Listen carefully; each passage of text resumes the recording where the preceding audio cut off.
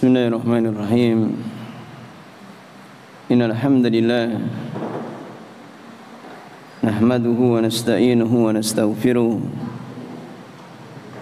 wa natubu ilayhi wa na'udzu billahi min shururi anfusina wa min sayyiati a'malina.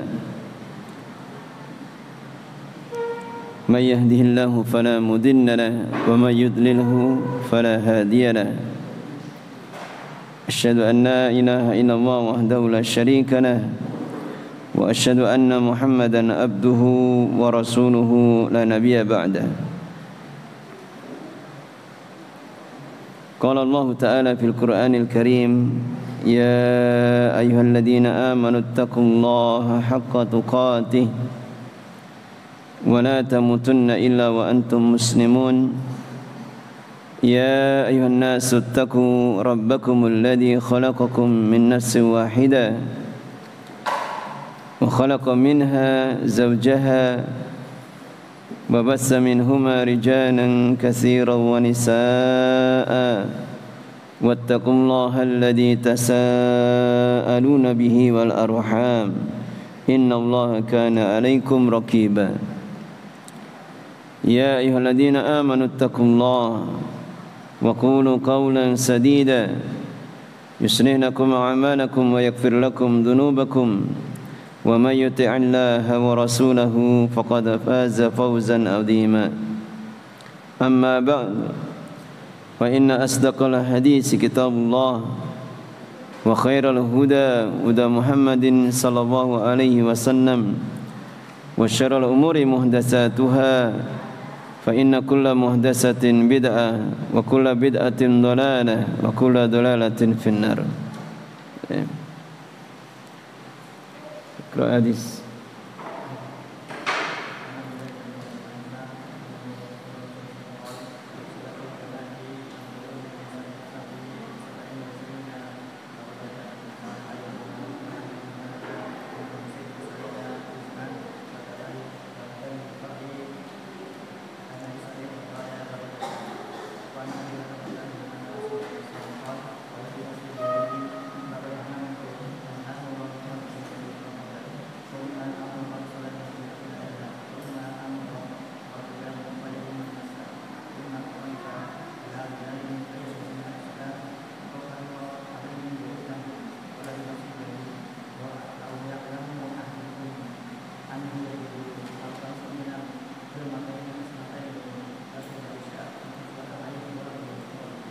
Barakallahu fikum.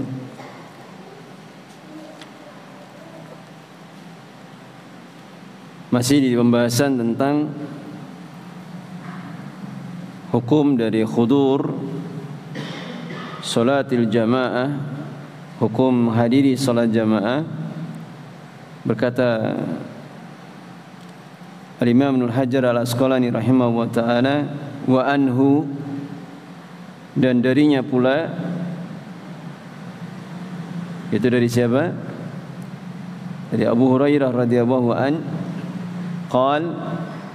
beliau mengatakan qala Rasulullah, berkata Rasulullah sallallahu alaihi wasallam, asqalus salati 'alal munafiqin salatul isya'i wa salatul fajri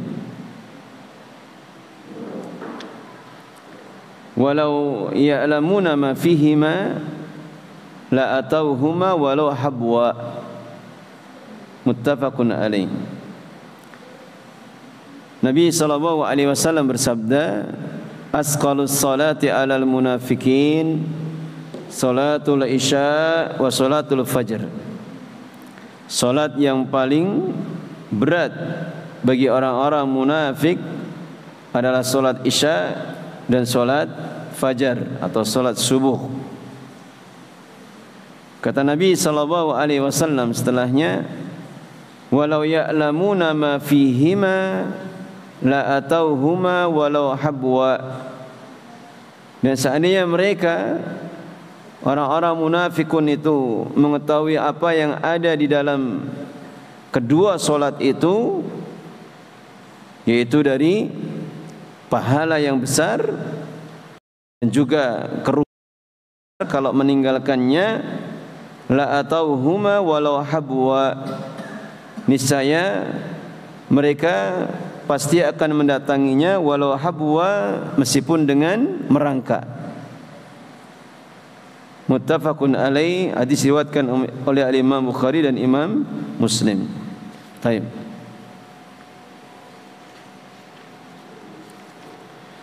Maka disebutkan di dalam hadis ini, Nabi SAW memperingatkan kepada kita akan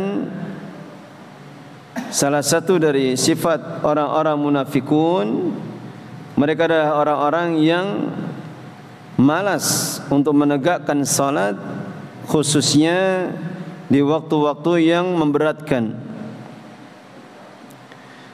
Sedangkan orang-orang munafikun sendiri di kota Madinah, baru mereka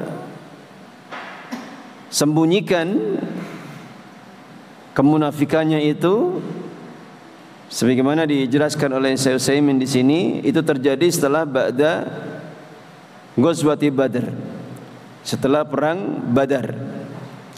Jadi sebelum perang Badar, mereka masih berani itu menampakkan kekufurannya, kesyirikannya, kebenciannya kepada Nabi SAW dan para sahabat-sahabatnya.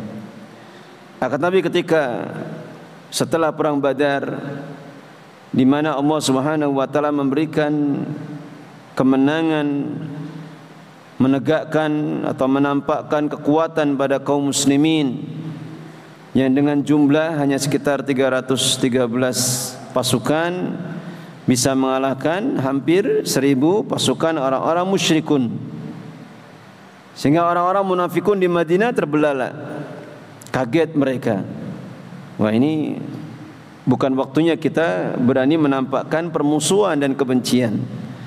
Mulailah mereka masuk ke dalam Islam, akan tapi banyak di antara mereka yang menyembunyikan kekufuran. Itulah apa yang dimaksudkan dengan sifat orang-orang munafik. Orang-orang munafik itu maknanya apa? Yudhirul Islam wa yubtinul kufra. Mereka menampakkan keislaman dan menyembunyikan kekufuran. Sebagaimana apa yang Allah Subhanahu wa taala telah jelaskan, telah sebutkan di dalam banyak ayat tentang keadaan orang-orang munafikun. Termasuk Allah jelaskan tentang sifat-sifat mereka. Kita bisa melihat dari apa yang disebutkan di dalam beberapa ayatnya, di mana orang-orang munafikun, sebagaimana di awal dari surah Al-Baqarah, di ayat-ayat di awal-awal surah Al-Baqarah, maka kebiasaan mereka mencela, mengolok-olok Rasulullah SAW, mengolok-olok para sahabat-sahabatnya. Tapi ketika mereka berhadapan dengan kaum muslimin, mereka tampakkan kebaikannya.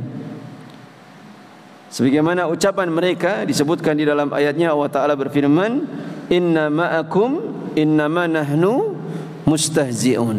Jadi kalau ketemu dengan sesama temannya, maka mereka mengatakan inna ma'akum, sesungguhnya kami ini bersama kalian, dan sesungguhnya kami hanya mengolok-olok saja. Atau banyak juga disebutkan di dalam surah At-Taubah. Surah At-Taubah termasuk surah yang paling banyak menjelaskan tentang sifat orang-orang munafikun. Allah Subhanahu wa taala berfirman, "Wa min ahlil madinati maradu 'alan nifaqi la ta'lamuhum nahnu na'lamuhum." Dan di antara penduduk Madinah, maka ada di antara mereka yang begitu kerasnya menampakkan kemunafikan. Begitu apa? Beratnya, kerasnya mereka menampakkan kemunafikan. La ta'lamuhum nahnu na'lamuhum. Engkau tidak mengetahuinya, sedangkan kami mengetahuinya. Atau disebutkan di ayat yang lain, dan ayat ini lebih erat kaitannya dengan apa yang disebutkan di dalam hadis yang kita baca tadi. Allah Subhanahu wa taala menyebutkan sifat dari orang-orang munafikun. Kalau ini dalam surah An-Nisa, Allah Subhanahu wa taala berfirman, "Wa idza qamu ila sholati qamu kusala yura'una an-nas wa la yadhkuruna Allah illa qalila." Orang-orang munafikin itu, dan jika mereka berdiri untuk menegakkan salat, maka mereka menegakkannya dengan malas. Mereka menegakkannya dengan malas. Yura'unan nas. Mereka menginginkan untuk mencari pandangan manusia. Wala yadhkurunallaha illa qalina. Dan mereka tidak berzikir kepada Allah Subhanahu wa taala, mengingat Allah kecuali sedikit saja. Ini di antara sifat-sifat dari orang-orang munafikun. Sehingga diperingatkan oleh beliau, dinasihatkan oleh beliau Syekh Muhammad bin Shalih Al-Utsaimin, kapan ada seseorang yang dia itu mencontoh atau mengikuti, menyerupai dari sifat-sifat orang-orang munafikun yang telah diperingatkan oleh Allah Subhanahu wa taala dan Rasulnya, itu tandanya ada pada dirinya itu sebagian di antara sifat-sifat kemunafikan. Di antaranya apa yang disebutkan di dalam ayat yang kita baca tadi, orang-orang munafik itu sifatnya di antaranya malas untuk sholat.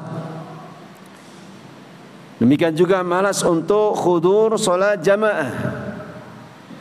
Kemudian sedikit di dalam berzikir kepada Allah Subhanahu wa taala. Baik. Dan keadaan dulu, kenapa Rasulullah SAW memperingatkan dengan hadis ini, asqalus salat alal munafikin salatul isya wa salatul fajr. Salat yang paling berat bagi orang-orang munafikin itu adalah salat isya dan salat fajar. Ini karena salat isya dan salat fajar di zaman Nabi SAW itu apa? Dilakukan di waktu zulam, dalam keadaan gelap. Beda dengan keadaan sekarang ini, ada kahroba. Apa kahroba?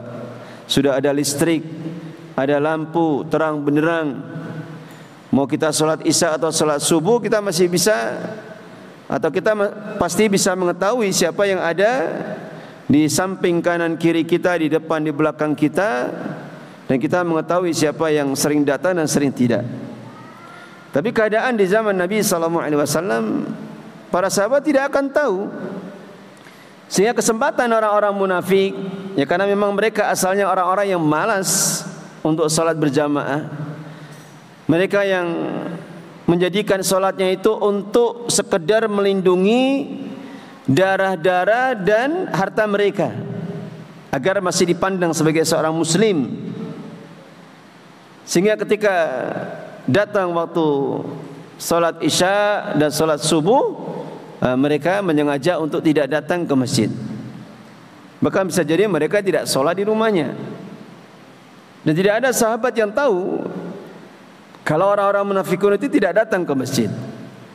Ya, karena sholat di waktu-waktu tersebut di zaman Nabi tentunya membutuhkan keikhlasan, kemurnian dari niat untuk semata-mata mencari pahala dari Allah Subhanahu wa taala.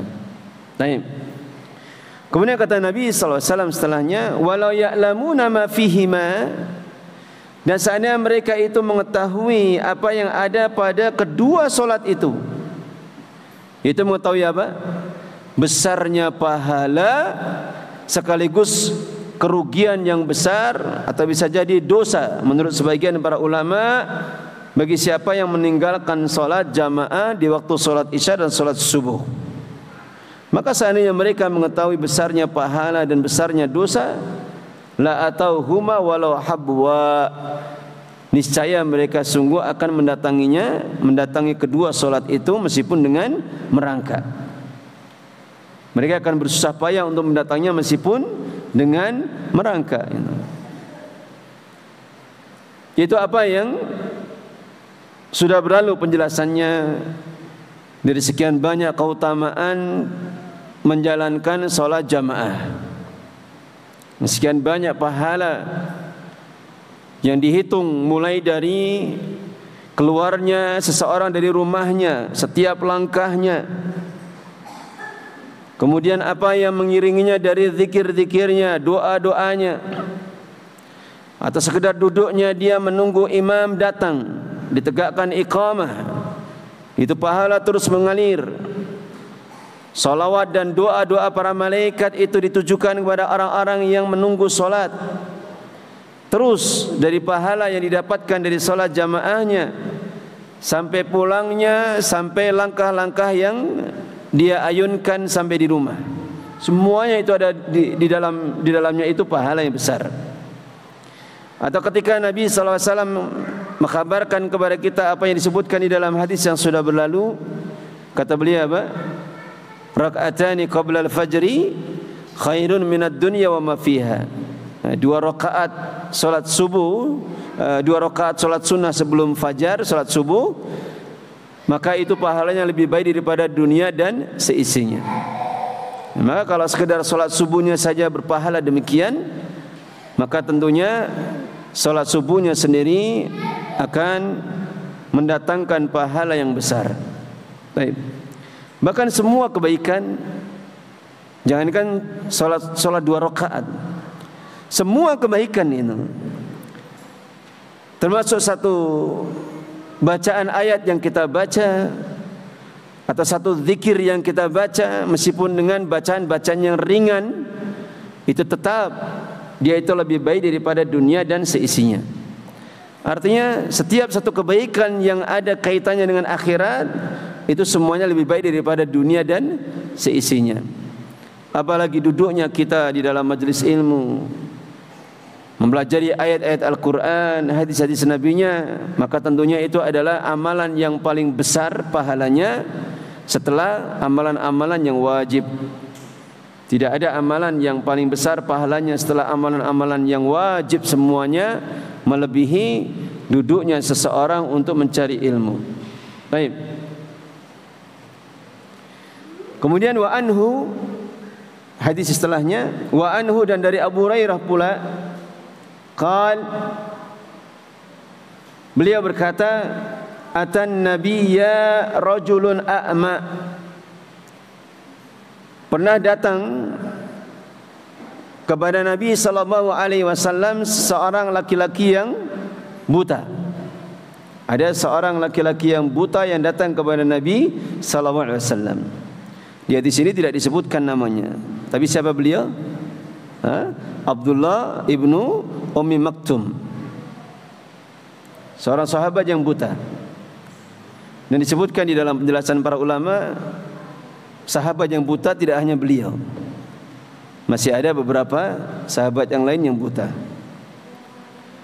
Faqal,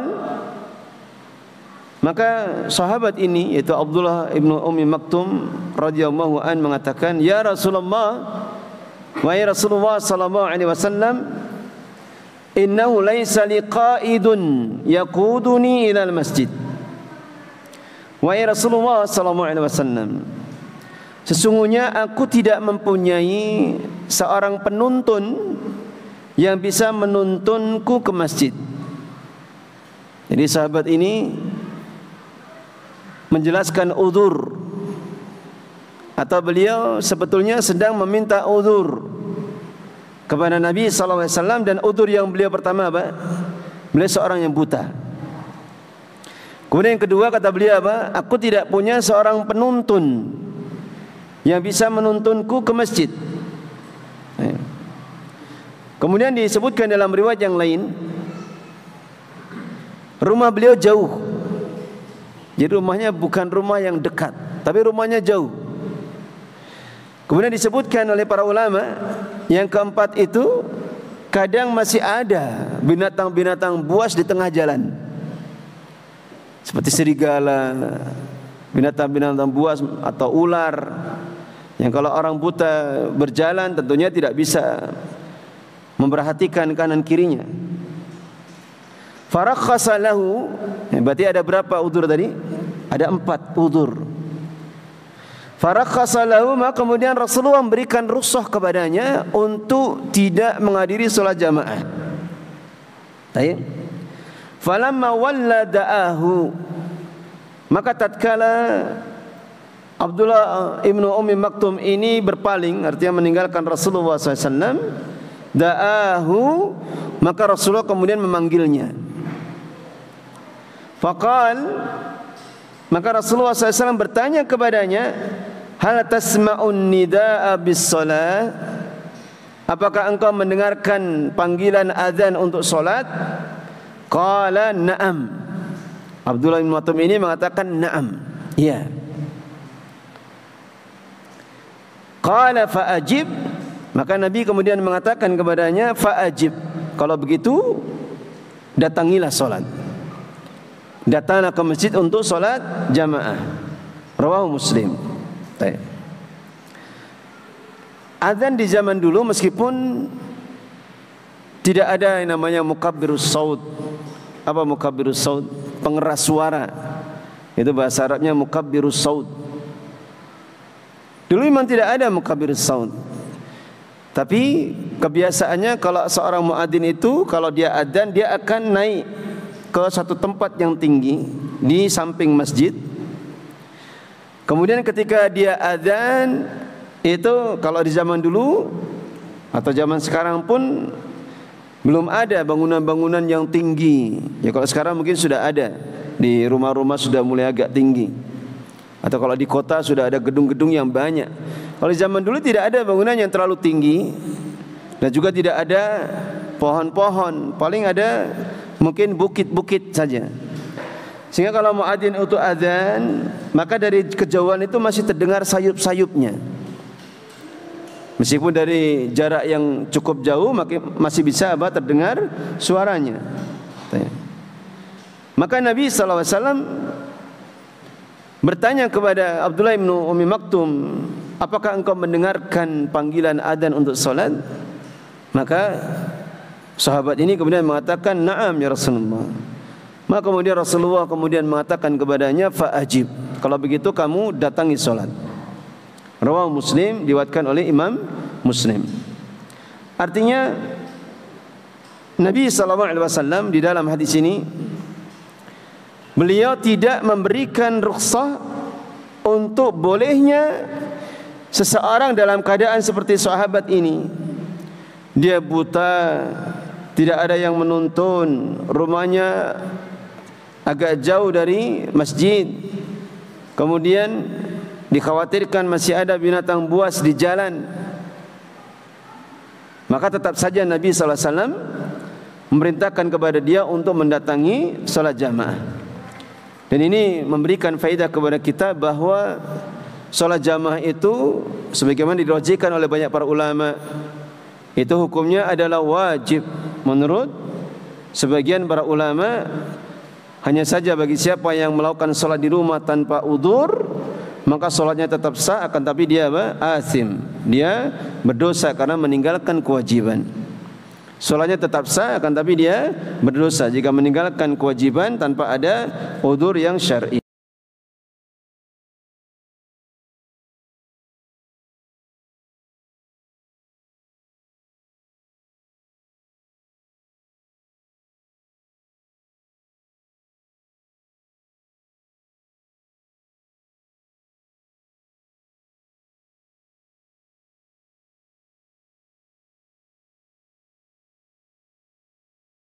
itu untuk menunaikan kewajiban dia menjalankan ibadah kepada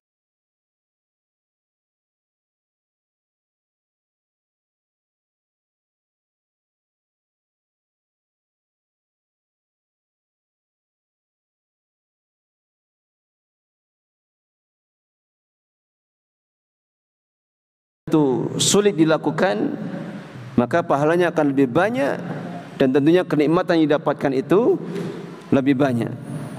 Baik. Kemudian disebutkan di penjelasan Syekh Utsaimin rahimahullah taala, bagaimana dengan keadaan-keadaan tertentu. Misal apa? Ada seseorang yang rumahnya itu dekat masjid. Tapi bisa jadi karena listriknya mati sehingga yang adzan tidak terdengar keluar. Atau misalkan dia dengan pengeras suara akan tapi karena bisingnya jalan sehingga tidak bisa terdengar. Maka apakah seperti ini gugur kewajiban dia untuk mendatangi masjid untuk melakukan salat jamaah? Apakah hanya disandarkan kepada pertanyaan Nabi sallallahu alaihi wasallam, hal tasma'un nida bis shalah, apakah engkau mendengar panggilan untuk salat? Maka jawaban beliau bahwasanya keadaan seseorang yang berada dalam keadaan seperti ini tetap ada keharusan dia untuk mendatangi masjid. Udzur berkaitan dengan mendengar atau tidak itu bagi siapa yang memang rumahnya jauh. Rumahnya jauh dan dia tidak mendengar memang. Rumahnya jauh dan dia tidak mendengar. Sehingga memungkinkan bagi dia kalau tidak memperhatikan waktu. Ya kalau sekarang mungkin lebih mudah pakai jam. Dulu kadang ada para sahabat yang karena sibuknya di ladang tidak memperhatikan pergerakan dari matahari, sehingga kadang mereka luput dari sholat jamaah. Dikiranya masih ada sholat jamaah, ternyata datang ke masjid sholatnya sudah selesai. Berarti kan keadaan dulu lebih sulit. Jadi harus lihat betul ini mataharinya, kemudian dilihat bayangannya. Ini sudah mendekati waktu zuhur atau belum, sudah mendekati waktu asar atau belum. Maka kalau orang di zaman dahulu memperhatikan betul keadaan matahari. Ya, sebagaimana pula seorang muadzin juga mereka mengandalkan keadaan matahari, letak matahari dan bayangan yang muncul. Nah, beda dengan zaman sekarang. Ya, sekarang sudah ada jadwal selamanya, jadwal abadi. Kemudian sudah ada jam. Jadi kapan masuk waktu sholat tinggal melihat jamnya. Meskipun hal seperti ini seandainya dikatakan itu sebagai kemudahan, ya kadang ada sisi kekurangannya. Ya, kadang jam seseorang itu lebih cepat daripada jam standarnya, sehingga kadang dia mengumandangkan adzan itu mendahului dari waktu yang sebenarnya. Baik. Terutama waktu subuh di bulan Ramadan. Ya kadang sebagian masjid itu karena semangatnya di waktu Ramadan, kadang adzan tapi belum benar-benar masuk. Nah, ini harus diperhatikan. Baik. Kemudian hadis yang ketiga, wa an Ibnu Abbas radhiyallahu anhuma,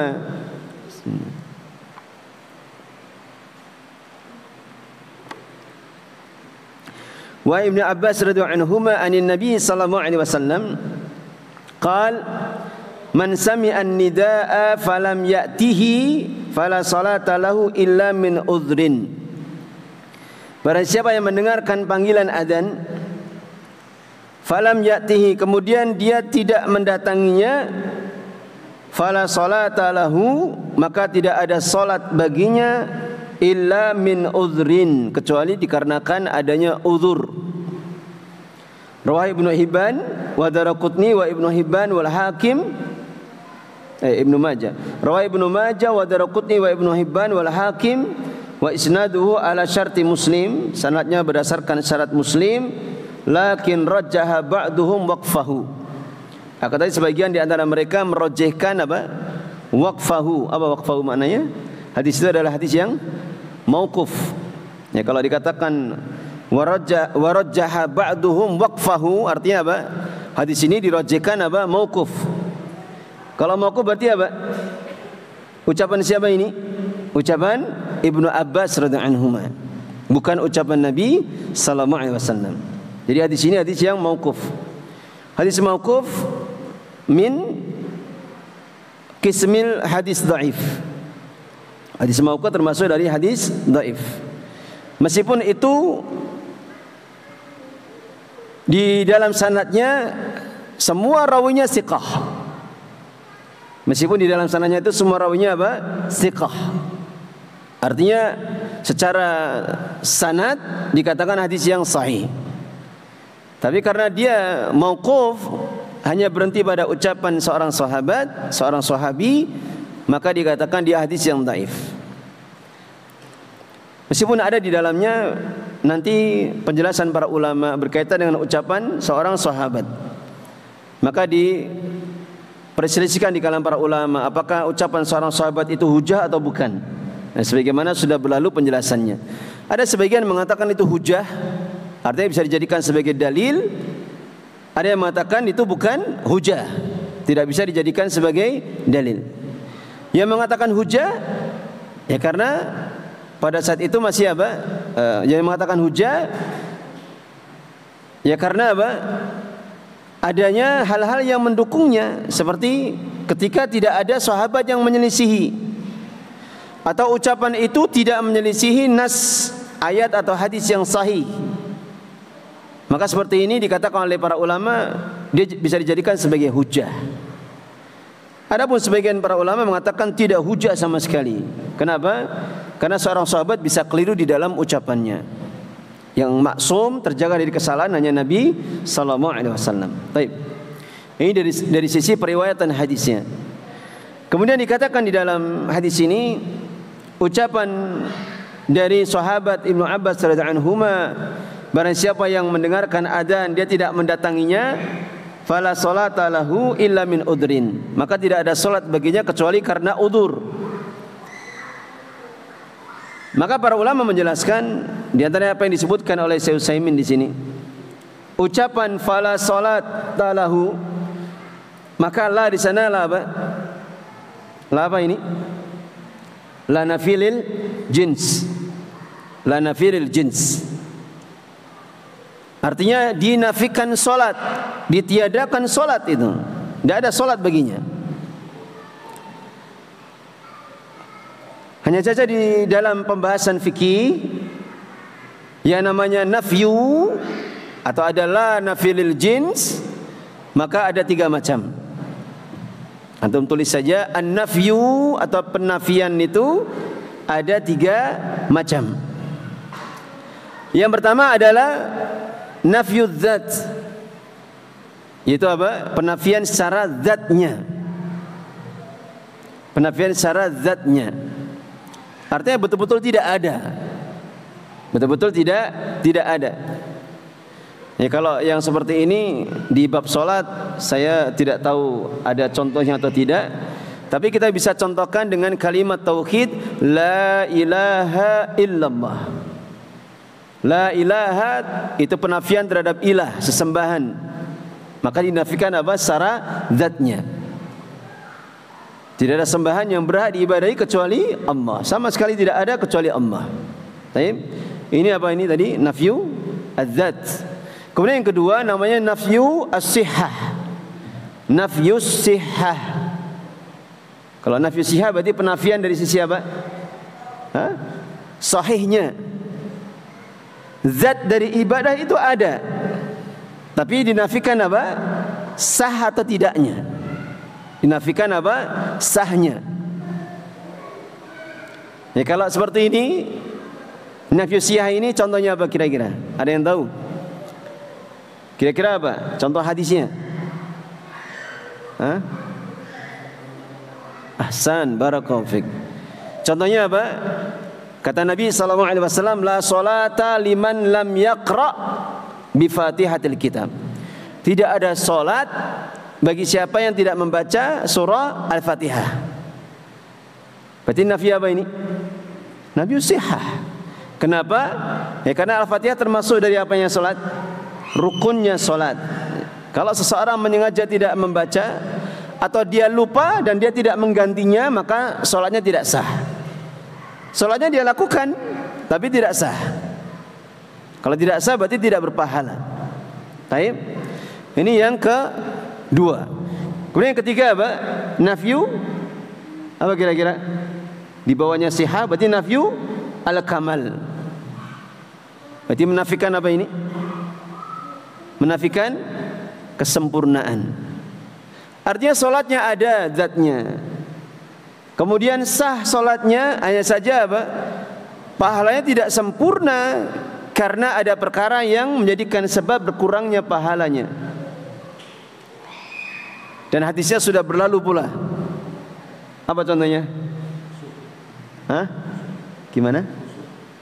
Iya, hadisnya. Yang di sana ada lafaz la nafilil jins. Apa hadisnya? La salata sama, la salata bihadratit ta'am. Tidak ada salat yang dilakukan di hadapan makanan. Paham? Wala an daf'il habasan. Apa khabasan. Dan tidak boleh ada salat ketika apa? Sedang menahan keluarnya dua hadas. Yaitu hadas yang keluar dari depan dan dari belakang. Kalau ini nafi apa ini? Nafyu al-kamal. Kalau orang salat misalkan ada makanan di hadapannya, tumpeng misalkan. Ini masjidnya lagi syukuran. Cuman panitianya keliru naruh makanan di depan. Alasannya biar tidak diambil anak-anak, kalau di belakang nanti repot nanti urusannya. Yang sholat sebagian apa? Ada ilahnya di sana itu. Inda man yashtahi. Bagi siapa yang ada apa keinginan untuk makan karena lapar. Jadi perutnya sudah lapar, ada makanan di depan, enak lagi. Nah, ini bisa mengurangi apa tadi? Khusyuan. Demikian juga tidak boleh kita sholat sambil menahan hadas, baik hadas yang di depan maupun di belakang. Hadas kentut, apa menahan kencing, menahan buang air, maka ini tidak boleh, karena bisa mengurangi kesempurnaan sholat. Itu hal yang makruh. Hukumnya apa? Makruh. Ya, cuman repotnya kalau munculnya menjelang salam. Nah ini mau dibatalkan gimana? Nanti sholat dari awal lagi, repot kita. Akhirnya kadang apa? Ditahan. Ini hukumnya makruh. Hukumnya makruh. Dia sholatnya tetap sah, akan tapi berkurang pahalanya. Dan ini adalah hadis yang dikatakan oleh para ulama tanda betapa khusyuk di dalam sholat itu perkara yang sangat diperhitungkan atau perkara yang harus diperhatikan sekali. Sampai-sampai seseorang kalau misalkan dia karena lapar kemudian makan di rumah sampai ketinggalan sholat jamaah, maka itu lebih utama dilakukan daripada dia sholat jamaah dalam keadaan menahan lapar. Lapar yang sangat maksudnya. Atau misalkan dia harus buang air dulu sampai ketinggalan sholat jamaah, bahkan sampai selesai, sehingga dia akhirnya sholat sendiri, maka itu lebih utama daripada dia sholat dalam keadaan menahan hadas. Ini penjelasan dari para ulama. Baik.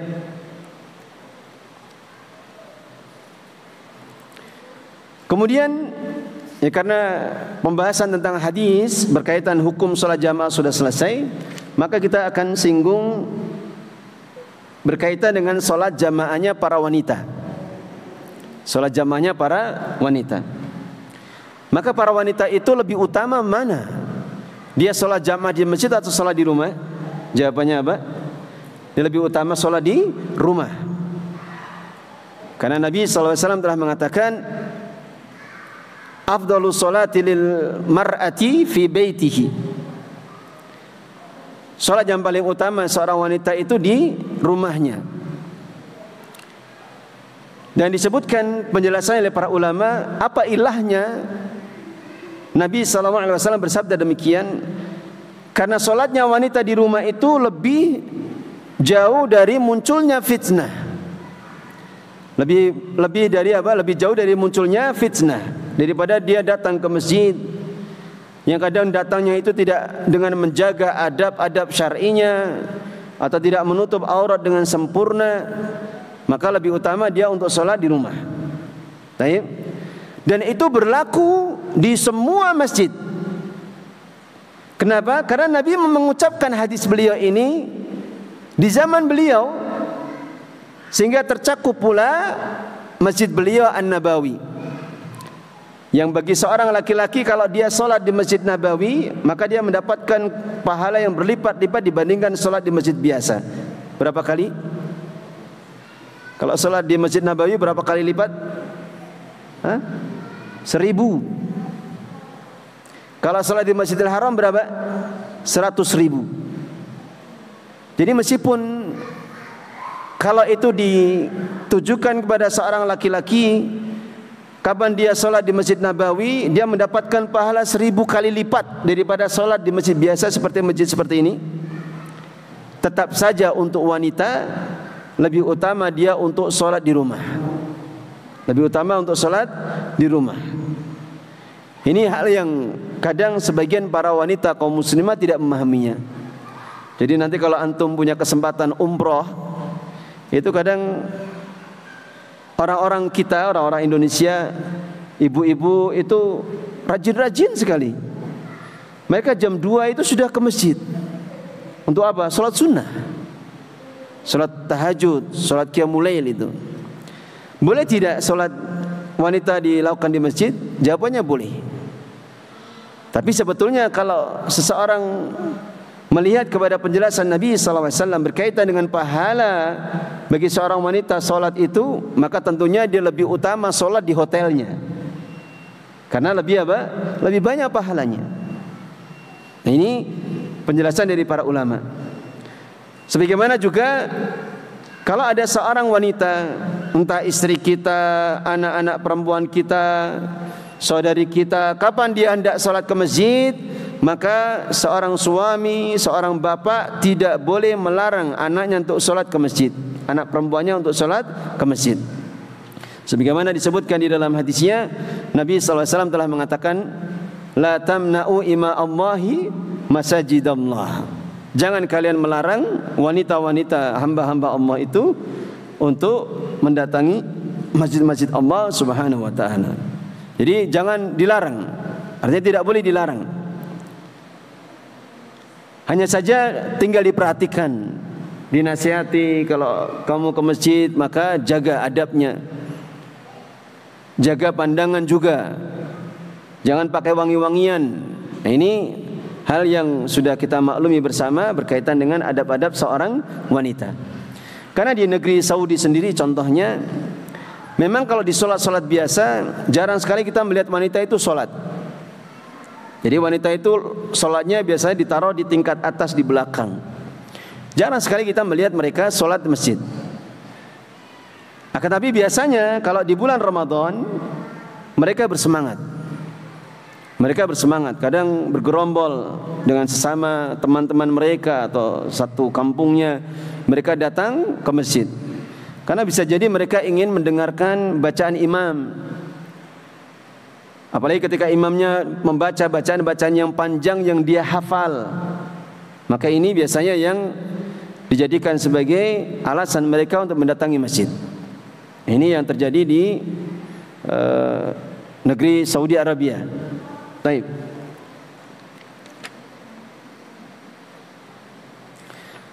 Kita baca satu hadis. Salatul muftarid khalfal mutanaffil. Jadi babnya ini salatul muftarid, muftarid pakai dha ya. Salatnya orang yang salat wajib di belakang orang yang salat sunnah. Jadi bolehkah orang yang salat wajib makmumnya kepada orang yang salat sunnah? Maka jawaban para ulama, meskipun ada khilaf di sana, yang benar adalah boleh. Dan di antara dalilnya adalah apa yang disebutkan di dalam hadis ini. Wa an Yazid bin Aswad dari Yazid bin Aswad radhiyallahu anhu shalla ma'a Rasulillah salat as-subhi, bahwasanya beliau pernah salat bersama Rasulullah SAW salat subuh. Falamma shalla Rasulullah idza huwa birajulaini lam yusalliya, maka tatkala Rasulullah telah salat, tiba-tiba ada, atau ketika beliau sedang salat atau akan mau salat, tiba-tiba ada dua orang sahabat yang tidak ikut salat bersama Nabi. Fada'a bihima, maka Nabi memanggil keduanya. Jadi dua sahabat ini dia tidak ikut salat bersama Nabi, tapi duduk di emperan masjid. Maka Nabi SAW kemudian memanggil keduanya. Faji'a bihima tar'udu faraisuhuma, maka didatangkan dua sahabat ini dalam keadaan apa? Dalam keadaan gemetaran. Ini takut dimarahi. Baik. Faqala lahuma, maka Nabi SAW kemudian bertanya kepada keduanya, ma mana'akuma an tusalliya ma'ana, apa yang menghalangi kalian berdua untuk salat bersama kami? Qala, maka keduanya mengatakan, qad sallaina fi rihalina,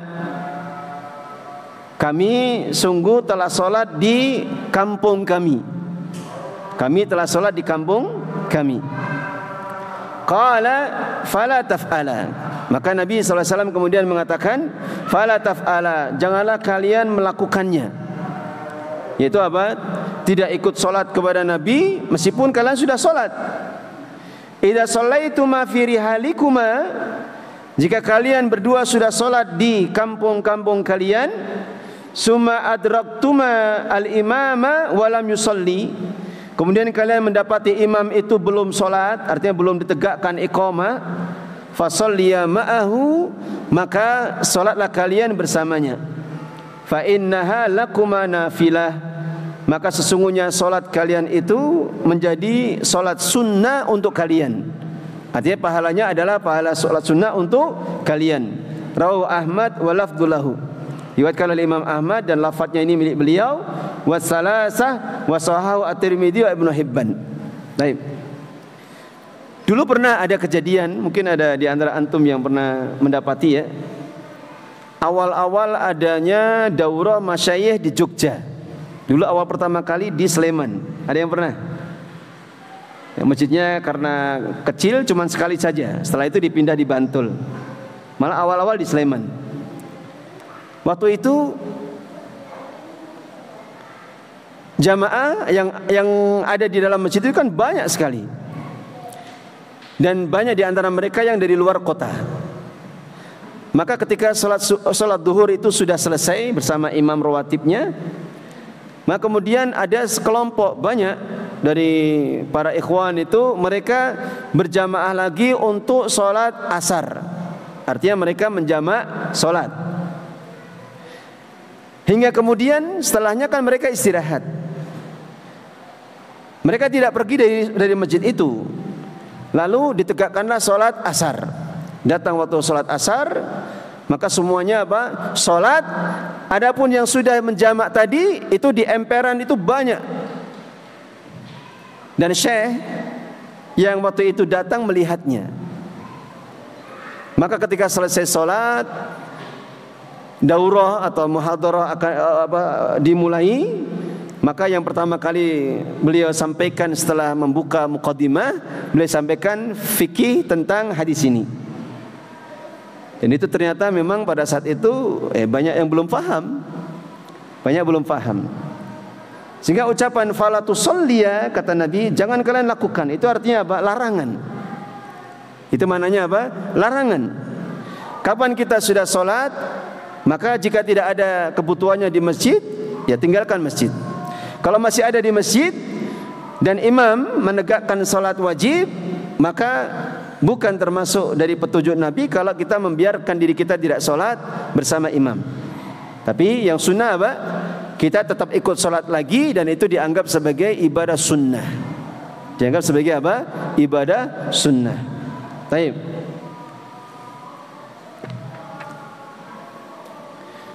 Dan solat-solat yang dibolehkan untuk diulang 2 kali itu berlaku untuk semua solat. Berlaku untuk semua solat.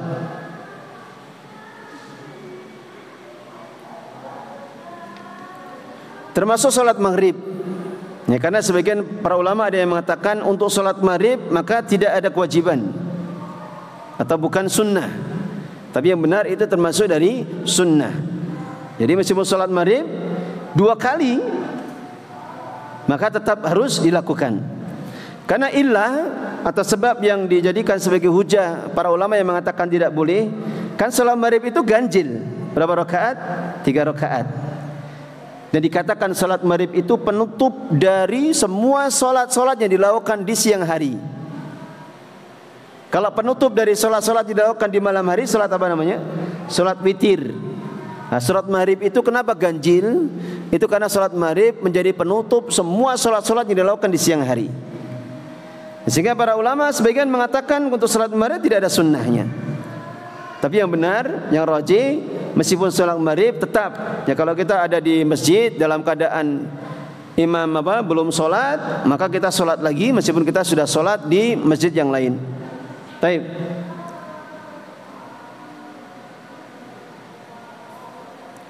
Kemudian apakah hukum kita mengulang solat seperti itu hukumnya wajib? Maka disebutkan oleh sebagian para ulama, mereka berpendapat hukumnya wajib. Itu pendapat dari para ulama Hanabilah. Adapun sebagian para ulama mengatakan hukumnya sunnah. Hukumnya apa? Sunnah. Jadi seandainya dia tidak solat lagi maka tidak mengapa. Hanya saja dia dikatakan apa? Mukhalif sunnah. Dia dikatakan menyelisih sunnah. Artinya tidak sampai menjadikan dia berdosa, tapi hanya sekedar apa? Amalan sunnah. Baik. Ini para ulama berbeda pendapat dalam masalah ini. Kemudian dari 2 solat itu, maka mana yang diniatkan untuk solat wajib? Apakah solat yang pertama atau solat yang kedua? Kalau dia mengulang lagi, maka sebagian para ulama mengatakan tetap solat pertama itu yang dianggap sebagai solat wajib. Adapun solat yang kedua itu dihukumi sebagai solat sunnah. Kemudian faedah yang ada di dalam hadis siapa tadi? Yang kita baca tadi,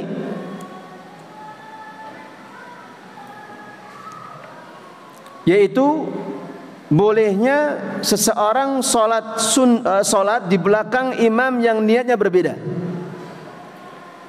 Bolehnya seseorang solat di belakang imam yang niatnya berbeda. Ini terjadi silang pendapat, perbedaan pendapat di kalangan para ulama. Ada yang membatasi, yang boleh cuman kalau kita solat sunnah di belakang imam yang wajib. Imam yang solat wajib. Adapun solat yang lainnya dibalik, misalkan imamnya solat sunnah, makmumnya solat wajib, tidak boleh. Ayo. Atau sama-sama solat wajib tapi niatnya berbeda, ini juga tidak boleh. Tapi yang rajih di dalam masalah ini, bahwa apa yang disebutkan faedahnya di dalam hadis yang kita baca tadi itu berlaku umum. Berlaku apa? Umum. Bahwa boleh kita solat bermakmum dengan imam yang niatnya berbeda. Imamnya itu solatnya solat sunnah, makmumnya solat wajib. Apa dalilnya? Hadis Mu'adz bin Jabal, yang di dalam kisahnya kita banyak yang sudah mendengarnya, bahwasanya beliau sahabat ini biasa solat isya bersama Rasulullah sallallahu alaihi wasallam. Dan kaumnya di kampungnya itu ada masjid, dan mereka senang kalau yang mengimami itu Mu'adz bin Jabal karena suaranya bagus, sehingga mereka rela kalau menunggu Mu'adz bin Jabal selesai solat bersama Rasulullah, kemudian mereka nunggu sampai datangnya Mu'adz baru mereka solat isya berjamaah. Yang ada disebutkan di dalam kisahnya, kadang beliau membaca surah yang panjang dibaca surah Al-Baqarah dengan ayat-ayat yang panjang, hingga disebutkan di dalam riwayatnya ada seorang pemuda yang karena kecapean, mungkin letih, penat bekerja di ladang seharian, akhirnya menyengaja untuk Istijal. I'tizal itu artinya dia berpisah dari jamaah, kemudian sholat sendiri dengan ringkas, setelah itu pulang. Maka Mu'adz bin Jabal, ya, karena dorongan dari kecemburuan beliau mengatakan bahwasanya kamu munafik dan aku akan laporkan kamu kepada Rasulullah SAW. Maka ketika sahabat ini melaporkan kepada Rasulullah justru malah memarahi Mu'adz bin Jabal. Ketika sahabat ini malah mengatakan, ya Rasulullah, saya atau beberapa orang-orang itu biasa kalau siang kerja di ladang, tubuh capek, letih. Sedangkan Mu'adz itu kalau ngimami kami bacanya panjang-panjang, sholat isya lagi. Akhirnya malah Rasulullah memarahi Mu'adz bin Jabal. Apa kata Rasulullah? Afattanun ant. Apakah kamu mau jadi tukang membuat fitnah? Idza shallaita bin nas, jika engkau itu mengimami manusia, falyukhaffif, maka hendaknya kamu ringankan saja. Karena di belakangmu itu ada orang yang sudah tua, ada anak-anak, ada orang yang letih atau orang yang mungkin sedang sakit. Rasulullah malah memarahi Mu'adz bin Jabal. Nah, demikian pula boleh kita sholat wajib di belakang imam yang sholat wajib pula, tapi niat sholatnya berbeda. Berbeda. Jadi misalkan contoh, kita lagi safar nih. Kemudian kita sholat, karena kita belum sholat maghrib, ya? Belum sholat maghrib sama isya, mampir ke masjid, tapi sudah dikumandangkan iqamah sholat isya. Berarti imamnya sholat sholat isya, sedangkan kita belum sholat maghrib. Maka yang rajih, tidak boleh kita sholat di belakangnya untuk niat sholat isya. Yang rajih, kita tidak boleh niat sholat isya terlebih dahulu karena belum sholat maghrib. Meskipun sebagian para ulama mengatakan dibolehkan, tapi yang rajih dalam hal ini, sholat itu harus tartib. Jadi kalau urutannya kita belum sholat maghrib dulu, maka kita tetap saja sholat maghrib bersama imam yang sholat isya.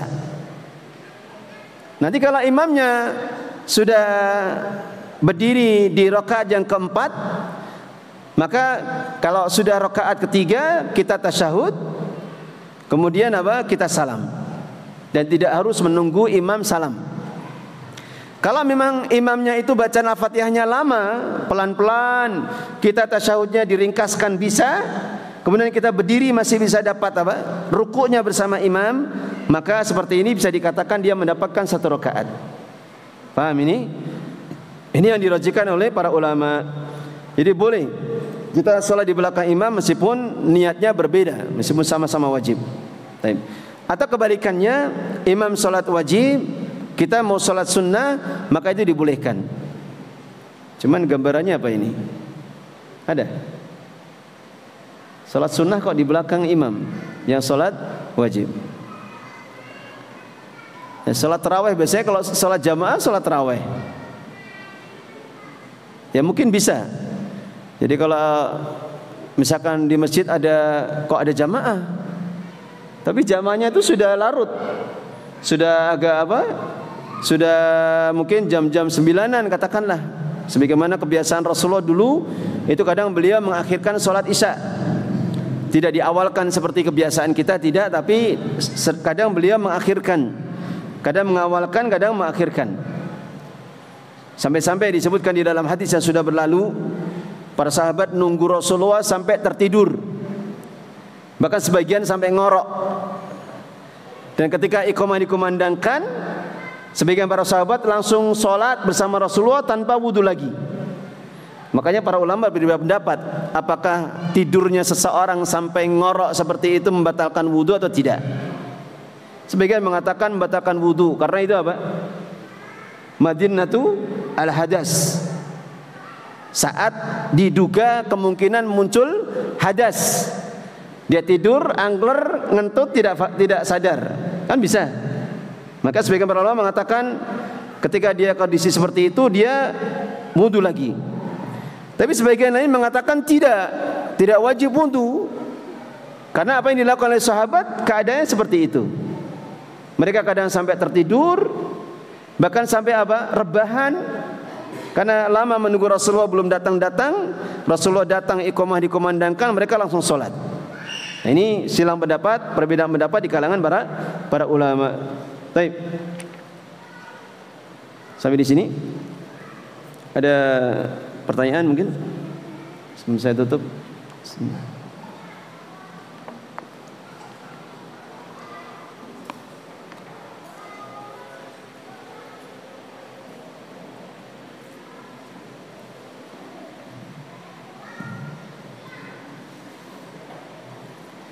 Kalau tidak ada kita cukupkan.